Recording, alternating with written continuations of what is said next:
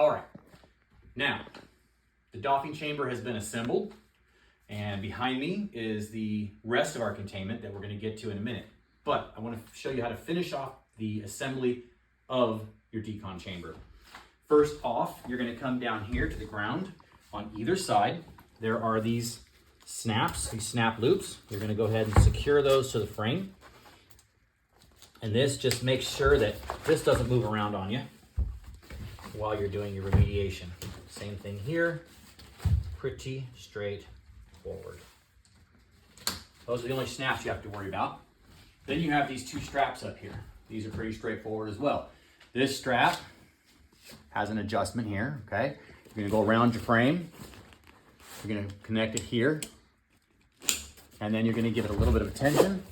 Make it nice and tight and snug, okay? Do the same thing on the other side. Okay, you're nice and snug. Your decon chamber is ready. I'm gonna step outside, turn it around. But first, so you can see what's happening, I'm gonna unzip. So, let's get,